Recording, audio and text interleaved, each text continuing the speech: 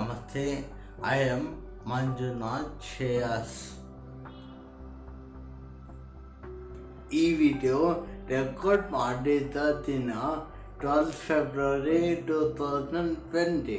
ಇವತ್ತು ನನ್ನ brain stroke ಆಗಿ 6 ಮಂತ್ಸ್ ಕಂಪ್ಲೀಟ್ ಆಗಿದೆ. ದೇವರು ನನಗೆ ಮರು ಜನ್ಮ ಕೊಟ್ಟಿದ್ದಾನೆ ಅಂತ ಡಾಕ್ಟರ್ಸ್ ಹೇಳಿದ್ರು.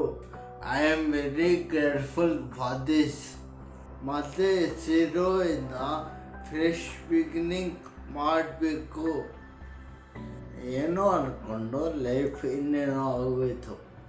But I am very positive. Daily therapies are going on. ನನ್ನ ಫ್ಯಾಮಿಲಿ ಲವಿಂಗ್ ಕೇರ್ ಆ್ಯಂಡ್ ಸಪೋರ್ಟಿಂದ ನಾನು ಬೇಗ ನಾರ್ಮಲ್ ಆಗ್ತೀನಿ. Just wait and watch. ಎಲ್ಲರಿಗೂ ನಮಸ್ಕಾರ. ಈ ಫೋಟೋನಲ್ಲಿರೋದು ನನ್ನ ಮಗ. ಹೆಸರು ಮಂಜುನಾಥ್ ಶ್ರೇಯಸ್. ವಯಸ್ಸು 35 ವರ್ಷ. ಈತನಿಗೆ 5 ವರ್ಷದ ಅವಳಿ ಜವಳಿ ಹೆಣ್ಮಕ್ಳಿದ್ದಾರೆ. ಈತ ಆಟೋಮೊಬೈಲ್ ಎಂಜಿನಿಯರ್. ಎಲ್ಲರಂತೆ ಕಾಮನ್ ಪ್ರಾಬ್ಲಮ್ಸ್ ಬಿಟ್ಟರೆ ಬದುಕು ಸಾಧಾರಣವಾಗಿ ನಡೀತಾ ಇತ್ತು. ಸಿಂಪಲ್ ಲೈಫ್ ಸ್ಟೈಲ್ ಅಂತ ಹೇಳ್ಬೋದು. ಆಗಸ್ಟ್ 12, 2019 ನಾವು ಎಂದಿಗೂ ಮರೆಯಲಾರದ ದಿನ. ಆವತ್ತು ಬಕ್ರೀದ್ ಹಬ್ಬ. ಆದ್ರೂ ನಮ್ಮ ಹುಡುಗನಿಗೆ ರಜಾ ಇರಲಿಲ್ಲ. ಬೆಂಗಳೂರಿನಲ್ಲಿ ಅಗಾಧ ಮಳೆ. ಬೆಳಗ್ಗೆ 10 ಗಂಟೆಗೆ ಎಂದಿನಂತೆ ಆಫೀಸ್ಗೆ ಹೊರಟ ನನ್ನ ಮಗ. ಸಂಜೆ 8 ಗಂಟೆಗೆ ಫೋನ್ ಮಾಡಿ, ಅಮ್ಮ, ನನ್ನ ಬಲಗಣ್ಣಿನ ಗುಡ್ಡೆ ಒಂದೇ ಕಡೆ ನಿಂತು ಹೋಗಿದೆ. ಈ ಕಡೆ ಆ ಕಡೆ ಕದಲ್ತಾ ಇಲ್ಲ. ಬಟ್ ಲೆಫ್ಟ್ ಕಣ್ಣಲ್ಲಿ ತೊಂದರೆ ಇಲ್ಲ. ಸರಿಯಾಗಿ ಏನೂ ಕಾಣಿಸ್ತಾ ಇಲ್ಲ. ಎಲ್ಲ ಡಬಲ್ ಇಮೇಜಸ್ ಕಾಣಿಸ್ತಾ ಇದೆ ಅಂತ ಹೇಳ್ದ. ಆಫೀಸ್ ಹತ್ತಿರದಲ್ಲಿರೋ ಒಂದು ಹಾಸ್ಪಿಟಲ್ಗೆ ಅವನ ಫ್ರೆಂಡ್ ಡ್ರಾಪ್ ಮಾಡಿದ್ನಂತೆ. ನಾನು ನನ್ನ ಸೊಸೆ ಜೊತೆ ಅಲ್ಲಿಗೆ ಹೋದೆ. ಹಾಸ್ಪಿಟಲ್ನಲ್ಲಿ ಡಾಕ್ಟರ್ಸ್ ಟೆಸ್ಟ್ ಮಾಡಿ ಕಣ್ಣಲ್ಲಿ ಏನೂ ಪ್ರಾಬ್ಲಮ್ ಇಲ್ಲ, ಆದರೆ ಕಣ್ಣಿಗೆ ಬ್ಲಡ್ ಸಪ್ಲೈ ಆಗ್ತಾ ಇಲ್ಲ, it is a nervous problem, ನ್ಯೂರಾಲಜಿಸ್ಟ್ಗೆ ತೋರಿಸಿ ಅಂತ ಹೇಳಿದ್ರು. ಆದರೆ ಇದು ತುಂಬ ಸೀರಿಯಸ್ ಪ್ರಾಬ್ಲಮ್, ಈಗಿಂದೀಗಲೇ ಹೋಗಿ ತೋರಿಸ್ಬೇಕು ಅಂತ ಹೇಳಲಿಲ್ಲ. ಆಗ ಟೈಮ್ ಆಲ್ರೆಡಿ ರಾತ್ರಿ 10:30 ಆಗೋಗಿತ್ತು. ಯಾವ ಹಾಸ್ಪಿಟ್ಲಿಗೆ ಫೋನ್ ಮಾಡಿದ್ರು ಎಲ್ಲರೂ ನೆಕ್ಸ್ಟ್ ಡೇ ಬೆಳಗ್ಗೆ 10 ಗಂಟೆಗೆ ಅಪಾಯಿಂಟ್ಮೆಂಟ್ ಸಿಗುತ್ತೆ ಅಂದರು. ಹೇಗೋ ರಾತ್ರಿ ಲೇಟ್ ಆಗೋಗಿತ್ತು, ಸುಸ್ತು ಆಗಿತ್ತು. ಬೆಳಗ್ಗೆ ನ್ಯೂರಾಲಜಿಸ್ಟ್ಗೆ ತೋರಿಸೋಣ ಅಂತ ಮನೆಗೆ ಬಂದು ಮಲಗಿದ್ವಿ.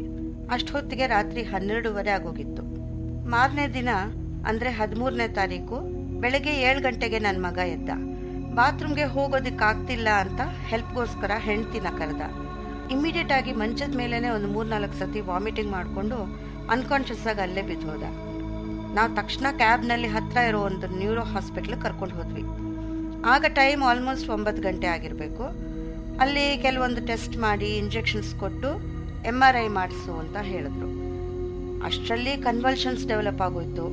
ನನ್ನ ಮಗನ ಅನ್ಕಾನ್ಷಿಯಸ್ ಬಾಡಿ ಫುಲ್ಲು ಎಗ್ರಿ ಬೀಳೋದಕ್ಕೆ ಶುರು ಆಗೋಯ್ತು. ಬಾಯಿಂದ ನೊರೆ ಬೇರೆ ಬಂದ್ಬಿಡ್ತು. ನಮಗಂತೂ ತುಂಬ ಭಯ ಆಗೋಯ್ತು. ಕನ್ವಲ್ಷನ್ಸ್ ನಿಲ್ಲೋವರೆಗೂ MRI ತೆಗಿಯೋದಕ್ಕಾಗೋದಿಲ್ಲ ಅಂದರು ಡಾಕ್ಟರ್ಸ್. ನಮಗೆ ಆಲ್ಮೋಸ್ಟ್ 1.5 ಅವರ್ಸ್ ಅಲ್ಲೇ ವೇಸ್ಟ್ ಆಗೋಯ್ತು. ಆಮೇಲೆ MRI ಮಾಡಿ ಹುಡುಗನಿಗೆ ತುಂಬ ಸೀರಿಯಸ್ ಬ್ರೈನ್ ಸ್ಟ್ರೋಕ್ ಆಗೋಗಿದೆ, ಯಾವುದಾದ್ರೂ ದೊಡ್ಡ ಹಾಸ್ಪಿಟ್ಲಿಗೆ ಕರ್ಕೊಂಡು ಹೋಗಿ ಅಂತ ಹೇಳಿದ್ರು. ನಮ್ಗೆ ಏನು ಮಾಡಬೇಕು ಅಂತ ದಿಕ್ಕೇ ತೋಚಲಿಲ್ಲ. ಆಗ ಟೈಮ್ ಮಧ್ಯಾಹ್ನ ಆಲ್ಮೋಸ್ಟ್ 1 ಗಂಟೆ ಆಗಿತ್ತು. ಇಮಿಡಿಯೇಟ್ಲಿ ಆ್ಯಂಬುಲೆನ್ಸ್ ಕರೆಸಿ ಇನ್ನೊಂದು ದೊಡ್ಡ ಹಾಸ್ಪಿಟ್ಲಿಗೆ ಕರ್ಕೊಂಡು ಹೋದ್ವಿ. ಅಲ್ಲಿ ಮತ್ತೆ ಕೆಲವೊಂದು ಎಮರ್ಜೆನ್ಸಿ ಟೆಸ್ಟ್ಸ್ ಮಾಡಿದ್ರು. MRI ಚೆಕ್ ಮಾಡಿ ಇದು ತುಂಬ ಸೀರಿಯಸ್ ಸ್ಟ್ರೋಕು, ಸರ್ವೈವಲ್ ಕಷ್ಟ ಅಂದ್ಬಿಟ್ರು. ಅಬೌಟ್ 20-30% ಚಾನ್ಸ್ ಇದೆ ಅಷ್ಟೇ. ಇಲ್ಲಿ ಏನು ಮಾಡೋದಕ್ಕೂ ಆಗೋದಿಲ್ಲ. ಇನ್ನೊಂದು ಹಾಸ್ಪಿಟ್ಲಿಗೆ ಶಿಫ್ಟ್ ಮಾಡ್ತೀವಿ, ನೀವು ಹಣ ರೆಡಿ ಮಾಡ್ಕೊಳ್ಳಿ ಅಂದರು. ಸರ್ವೈವಲ್ ಆಗೋದು doubt, no guarantee for life. But ಇನ್ನೂ ಚಿಕ್ಕ ಹುಡುಗ ಪಾಪ, ಒಂದು ಕೊನೆ ಪ್ರಯತ್ನ ಮಾಡಿ ನೋಡ್ಬಿಡೋಣ ಅಂದರು.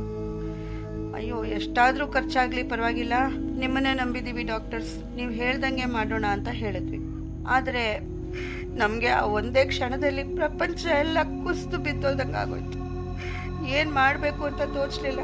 ಕೈಕಾಲು ಓಡದೆ ಶಾಕ್ನಲ್ಲಿ ಕೂತ್ಬಿಟ್ವಿ. ಬಟ್ ಯಾವುದಕ್ಕೂ ಟೈಮ್ ಇರಲಿಲ್ಲ. ಆಲ್ರೆಡಿ ತುಂಬ ಲೇಟ್ ಆಗೋಗಿತ್ತು. ಸೊ ನಾವು ಕನ್ಸೆಂಟ್ ಫಾರ್ಮ್ಸ್ ಸೈನ್ ಮಾಡಿ ಕೊಟ್ಬಿಟ್ವಿ. ಆಗ ಸಂಜೆ 6:30 ಆಗಿತ್ತು. ಹಾಸ್ಪಿಟಲ್ ಅಥಾರಿಟೀಸ್ ನಮಗೋಸ್ಕರ ಎಲ್ಲ ಅರೇಂಜ್ಮೆಂಟ್ಸ್ ಮಾಡಿದ್ರು. ಅದು ಸಂಜೆ ಪೀಕ್ ಅವರ್. ಎಲ್ಲ ಕಡೆ ಟ್ರಾಫಿಕ್ ಜಾಮ್. ಸೈರನ್ ಆನ್ ಆಗಿದ್ರು ಕೂಡ ನಮ್ಮ ಆ್ಯಂಬುಲೆನ್ಸ್ ಕದಲೋದಕ್ಕೂ ಸಹ ರೋಡ್ನಲ್ಲಿ ಜಾಗ ಇಲ್ಲ. ಆಲ್ಮೋಸ್ಟ್ 1.5 ಗಂಟೆ ರೋಡ್ನಲ್ಲೇ ಸ್ಟಕ್ ಆಗಿಬಿಟ್ಟಿದ್ವಿ. ಹೇಗೋ 3ನೇ ಹಾಸ್ಪಿಟಲ್ ಸೇರ್ಕೊಂಡ್ವಿ. ಆಗ ಟೈಮ್ ರಾತ್ರಿ 8:30 ಆಗಿತ್ತು. 3ನೇ ಹಾಸ್ಪಿಟ್ಲಲ್ಲಿ ಅರೇಂಜ್ಮೆಂಟ್ಸ್ ಆಲ್ರೆಡಿ ರೆಡಿ ಮಾಡ್ಕೊಂಡ್ಬಿಟ್ಟಿದ್ರು. ನಿಜವಾಗ್ಲೂ ದೇವರೇ ಡಾಕ್ಟರ್ಸ್ ರೂಪದಲ್ಲಿ ಬಂದು ಹೆಲ್ಪ್ ಮಾಡಿದ್ನೋ ಏನೋ. ಒಂದು ಕ್ಷಣ ಕೂಡ ವೇಸ್ಟ್ ಮಾಡದೆ ನಮ್ಮ ಹುಡುಗನ್ನ ಎಮರ್ಜೆನ್ಸಿ ಒಳಗೆ ಕರ್ಕೊಂಡು ಹೊಟ್ಟೋದ್ರು. ಈ ಸಲ MRIನಲ್ಲಿ ನಮಗೆ ಪೇಷಂಟ್ ಬ್ರೈನ್ ಒಳಗೆ ಸ್ಟ್ರೋಕ್ಸ್ ಆಗಿರೋ ಏರಿಯಾನೆಲ್ಲ ತೋರಿಸಿದ್ರು. ಅಕ್ಯೂಟ್ ಬೇಸಿಲಾರ್ ಆರ್ಟರಿ ಥ್ರಾಂಬೋಸಿಸ್ ಅಂತ ಹೇಳಿದ್ರು. ಡಾಕ್ಟರ್ಸ್ ನಮಗೆ ಎಕ್ಸ್ಪ್ಲೇನ್ ಮಾಡಿದ್ದು ಏನಂದರೆ, ಹಾರ್ಟಿಂದ ಫ್ರೆಶ್ ಬ್ಲಡ್ ಬ್ರೈನ್ಗೆ ಸಪ್ಲೈ ಮಾಡೋದೇ ಈ ಬೇಸಿಲಾರ್ ಆರ್ಟರಿ. ಈಗ ಅಲ್ಲಿ ಒಂದು ದೊಡ್ಡ ಬ್ಲಡ್ ಕ್ಲಾಟ್ ಆಗಿರೋದ್ರಿಂದ ಬ್ರೈನ್ಗೆ ಬ್ಲಡ್ ಸಪ್ಲೈ ಕಟ್ ಆಫ್ ಆಗಿದೆ.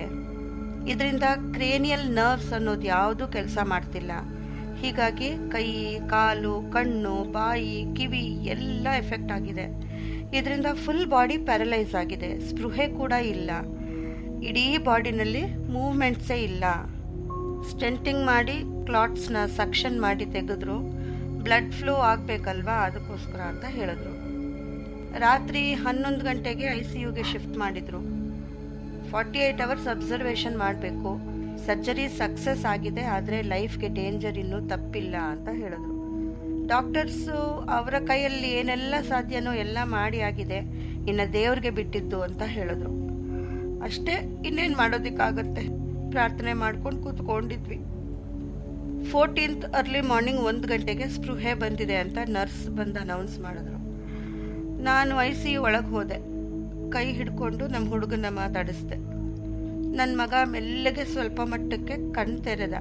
ಅವನಿಗೆ ಮಾತಾಡೋದಕ್ಕಾಗಲಿಲ್ಲ, ಬಟ್ ನನ್ನ ಮಾತು ಕೇಳಿಸ್ತಾ ಇದೆ ಅಂತ ಒಂದು ಇಂಡಿಕೇಶನ್ ಕೊಟ್ಟ. ಕೈ ಕಾಲು ಯಾವುದು ಕದಲ್ತಾ ಇಲ್ಲ. ಮೊದಲು ಎಫೆಕ್ಟ್ ಆಗಿರೋ ಕಣ್ಣಲ್ಲಿ ದೃಷ್ಟಿ ಇಲ್ಲ. ಒಂದು ಕಣ್ಣು ಒಂದು ಕಿವಿ ಮಾತ್ರ ಕೆಲಸ ಮಾಡ್ತಾ ಇದೆ. ಮಾತೂ ಇಲ್ಲ ಅಂತ ಡಾಕ್ಟರ್ಸ್ ಹೇಳಿದ್ರು. ಮೈ ಎಲ್ಲ ಟ್ಯೂಬ್ಗಳು. ನನ್ನ ಮಗನ ಈ ರೀತಿ ನೋಡ್ತೀನಿ ಅಂತ ಮನಸ್ಸಲ್ಲೂ ಯಾವತ್ತೂ ಅಂದ್ಕೊಂಡೇ ಇರಲಿಲ್ಲ. ಪ್ರತಿ ಕ್ಷಣ ದೇವ್ರನ್ನ ಬೇಡ್ಕೊಳ್ಳೋದು ಬಿಟ್ಟು ನಮಗೆ ಬೇರೆ ದಾರಿ ಏನಿದೆ? ಇನ್ನು ಮುಂದಿನ ಗತಿ ಏನು? ಮೆಡಿಕಲ್ ಪ್ರೊಸೀಜರ್ನ ಪೇಷಂಟ್ ಬಾಡಿ ಆಕ್ಸೆಪ್ಟ್ ಮಾಡುತ್ತಾ ಇಲ್ವಾ? ಫುಲ್ ಕಾನ್ಷಿಯಸ್ನೆಸ್ ಯಾವಾಗ ಬರುತ್ತೆ? ಇನ್ನು ಲೈಫ್ ಲಾಂಗ್ ಬೆಡ್ ರಿಡನ್ ಆಗೋಗ್ಬಿಡ್ತಾನ? ಎಷ್ಟು ಮಟ್ಟಕ್ಕೆ ಬಾಡಿನಲ್ಲಿ ನಾರ್ಮಲ್ ಫಂಕ್ಷನ್ಸ್ ಮತ್ತೆ ರಿವೈವ್ ಆಗುತ್ತೆ? ಎಷ್ಟು ಟೈಮ್ ಹಿಡಿಸ್ಬೋದು? ಎಷ್ಟೊಂದು ಪ್ರಶ್ನೆಗಳಿವೆ, ಆದರೆ ಯಾವುದಕ್ಕೂ ಆನ್ಸರ್ಸ್ ಇಲ್ಲ. ದೇವರೇ ದಯೆ ತೋರಿಸ್ಬೇಕು.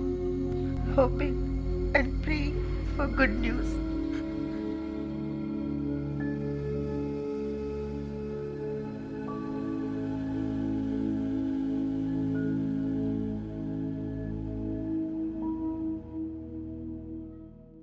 ದಯವಿಟ್ಟು ಮುಂದುವರಿಕೆ ವಿಡಿಯೋವನ್ನು ನೋಡಿ. ಡಿಸ್ಕ್ರಿಪ್ಷನ್ನಲ್ಲಿ ನೀವು ಲಿಂಕ್ ಅನ್ನು ಕಾಣಬಹುದು. ನಿಮ್ಮ ಲೈಕ್ಸ್ ಮತ್ತು ಶೇರ್ಸ್ ನಮಗೆ ಸಹಾಯ ಮಾಡುತ್ತವೆ. ದಯವಿಟ್ಟು ಈ ವಿಡಿಯೋವನ್ನು ಲೈಕ್ ಮಾಡಿ, ಇತರರೊಂದಿಗೆ ಶೇರ್ ಮಾಡಿ ಮತ್ತು ತಪ್ಪದೇ ಸಬ್ಸ್ಕ್ರೈಬ್ ಮಾಡಿ. ಧನ್ಯವಾದಗಳು.